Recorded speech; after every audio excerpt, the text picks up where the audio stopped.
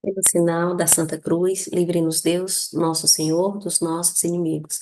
Em nome do Pai, do Filho e do Espírito Santo. Amém. Queridos irmãos, nós já estamos no 17º dia da nossa preparação e hoje nós vamos refletir com o nosso livro sobre o tema José Castíssimo, rogai por nós. É, Antes de vocês assistirem esse vídeo, eu até peço que vocês deem uma olhadinha na formação do 12º dia, onde foi falado sobre o casto guarda da Virgem.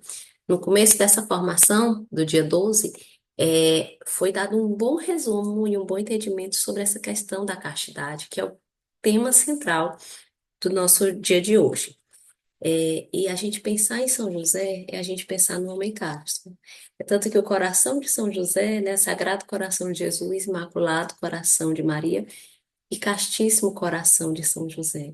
Então, São José tinha essa pureza de coração, esse coração casto, esse coração inteiramente entregue a Deus. E é sobre isso que nós vamos conversar hoje. Inclusive, o texto desse dia, que está na página, inclusive, 77, ele aborda, não sei se a gente já falou aqui, mas que somente São José e Nossa Senhora, eles recebem essa honra de terem as virtudes em grau máximo castíssimo, prudentíssimo, obedientíssimo, fidelíssimo, justíssimo, e por aí vai.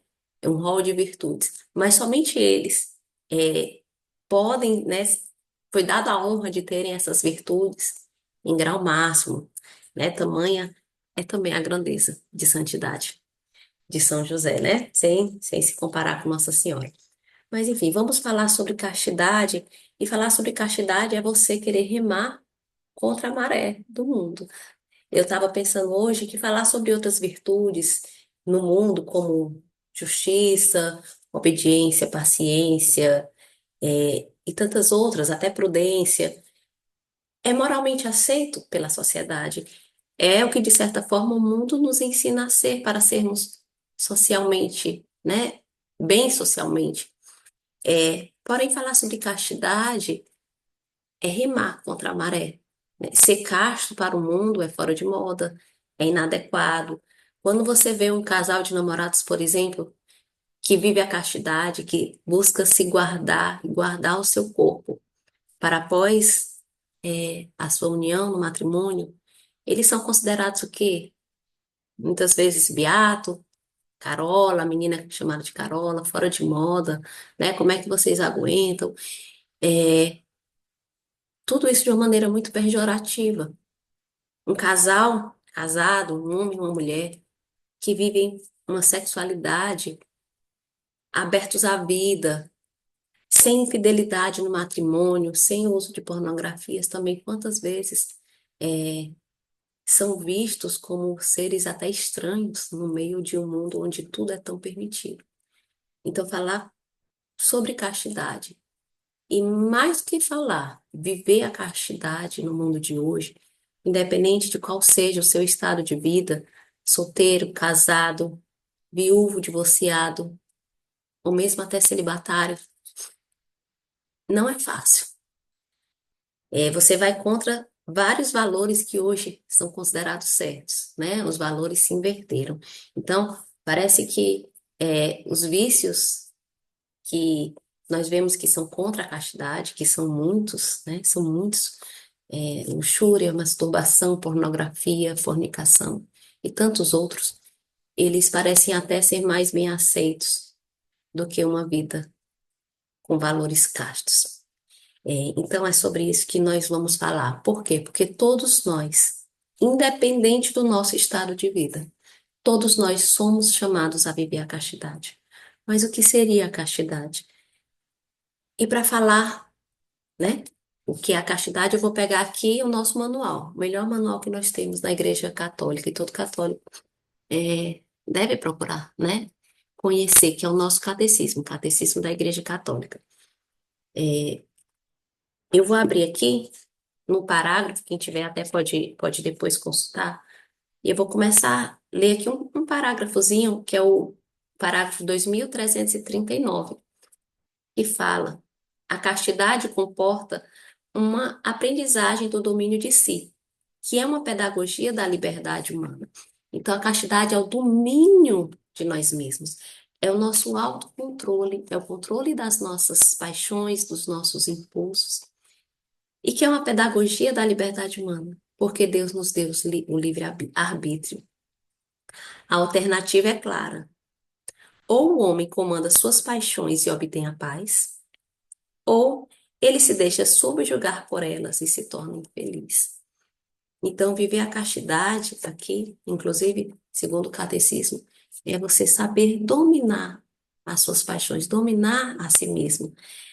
No parágrafo 23, 45, ele fala: a castidade é uma virtude moral, é também um dom de Deus, é uma graça, é um fruto da obra espiritual. O Espírito Santo concede o dom de imitar a pureza de Cristo, aquele que foi regenerado pela água do batismo. Então, todos nós somos chamados a viver a castidade. No momento que nós fomos batizados, nós recebemos esse chamado de sermos outro Cristo, de nos configurarmos a Cristo. Então, a castidade é um chamado para cada um de nós. Mas aqui, assim como eu disse no catecismo, é também uma obra e é uma graça do Espírito Santo.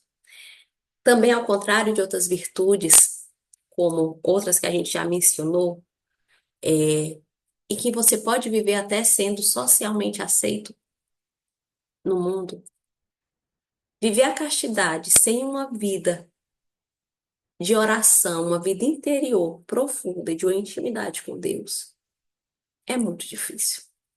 A castidade, a vivência da castidade, ela parte de uma mudança interna, de uma mudança interior, de uma mudança do nosso coração. Porque castidade é a pureza, castidade é viver a pureza. E como eu vou viver a pureza dentro da minha sexualidade, se o meu coração não está puro? Então, a castidade, a vivência da castidade, ela precisa começar com uma aproximação minha de Deus. Eu estar em estado de graça, eu estar, né, vivendo os sacramentos na igreja. E assim eu vou ter muito mais condição pela graça de Deus e não pelas minhas próprias forças de conseguir dominar os meus impulsos. É, a igreja ela é muito sábia e você consegue perceber claramente uma pessoa que consegue jejuar, que consegue se abster de certos bens ou de certas, né, de certos gostos, que consegue se sacrificar muitas vezes por Deus, uma pessoa que consegue dominar os seus impulsos e as suas vontades, ela consegue muito mais viver a castidade em uma maior plenitude, com uma maior tranquilidade, porque ela já foi habituada a, a dominar mesmo, é um autocontrole. A castidade, a vivência da castidade é um autocontrole. Por isso que desde criança é tão importante a gente ensinar os nossos filhos que nem tudo se pode fazer, né? Como diz São Paulo, tudo posso, mas nem tudo me convém. Então, essa questão do domínio da nossa vontade, através da nossa inteligência, das faculdades da nossa alma, através da nossa inteligência, nós dominarmos a nossa vontade e nós subjugarmos a nossa vontade à vontade de Deus.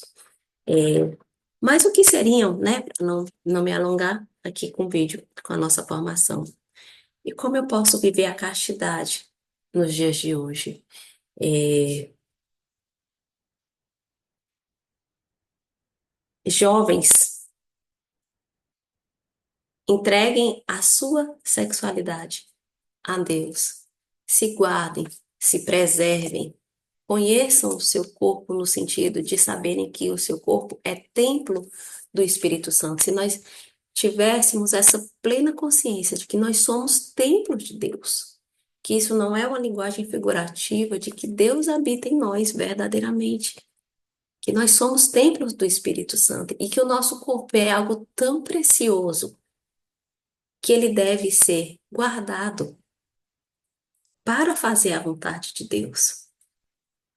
casados, né, aqueles que vivem o sacramento do matrimônio, e que grande graça poder se assemelhar através da relação do casal e poder participar através da abertura à fecundidade da paternidade, né? Porque nós que nos abrimos à vida, nós somos participantes também da paternidade de Deus, porque Deus vive essa paternidade através dessa nossa fecundidade.